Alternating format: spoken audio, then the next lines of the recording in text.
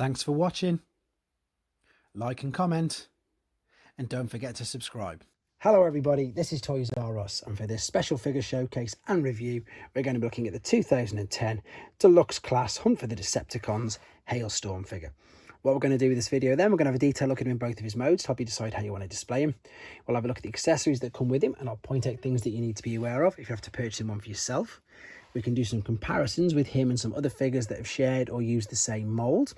We'll see how he compares to some movie figures that were released around about the same time, and of course we might as well see how he compares against some of the newer figures released, again just for height and size comparisons. So as you can see, quite a bit to get through, and in all honesty, as we're getting started, I've got a bit of a soft spot for this figure, and I don't really know what it is. It's one of them figures that I brought at the time, and I opened it straight away, and I didn't really do that with many movie sort of bots, shall we say, at the time. I just really liked it. I just like the whole idea of it. It was something that I think, especially from my experience being a Transformer fan, of not seeing anything like this at all.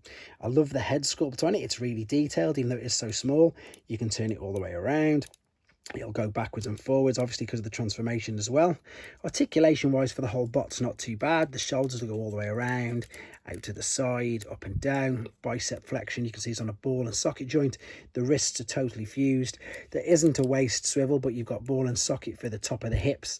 You've got knee flexion, and you've even got ankle rock, tilt, etc. There's quite a bit on it. It's quite a small, robust, chunky looking figure, but again, it's like something that I've never seen before and hadn't at the time. So for me, and again, there may be other figures that have been released before this quite similar, but at the time when I was getting back into collecting newer figures, shall we say, I was collecting G1 at the time, but not newer figures, this to me was strikingly original. But what also surprised me is the fact that they used this colour scheme for the Decepticon, as you can see there, whereas with Mindset, the other guy, who's the very, much darker colours, in my opinion, and I was quite surprised that they didn't have him or that particular colour scheme as the Decepticon and the other way around. So that one thing did surprise me. Now, you can already tell something to be aware of with these. If you are displaying them with the rockets in the back, you need a lot of clearance because these go all the way back. So if you're going to be displaying them with the rockets, yeah, you need a bit of a... They won't just fit on the shelf about that wide. You need quite a bit more space. Let's move him down. So the rockets, again, they don't fire themselves really. You've got to apply some pressure by pushing forward like so, and then obviously you've got some real venom when you're forcing it through. So there's no real spring or button pressing. It's just a case of you pushing it through. And these are, of course, the missiles. I said I'd show you them. So there's 8 of these, 4 in each one. And we're going to pop that into there as well.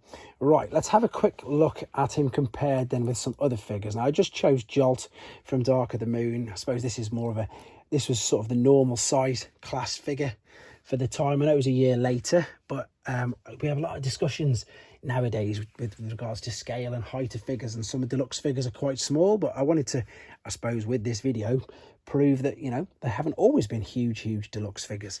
And even little side swipe there from the Siege toy line. I say little, he's not one of the biggest, he's not one of the smallest, he's more of one of the average sizes, but you can see clearly that he is quite a bit bigger than him.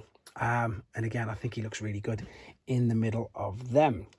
What else is there much to say about him? There's not really much more to say about him in robot mode, apart from, again, he displays really well. What we're going to do now then, we're going to come back and we're going to have a look at him in his alternate mode. Okay then, back for the final time in the alternate mode. Quick apologies, no transformation process on this video. It will be uploaded separately, so as not to spoil it for yourselves if you don't want to see it, and of course to keep the length of the video down.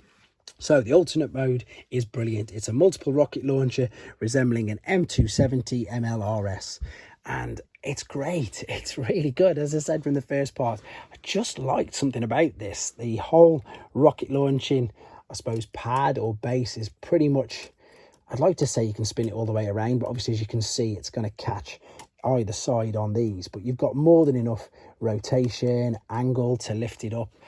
With regards to firing them all, it's exactly the same. You just apply a little bit of pressure and it'd shoot up. Obviously with the way I had it before and facing downwards, it really did shoot out, but it mainly boils down to just, I suppose, how hard you're pushing it.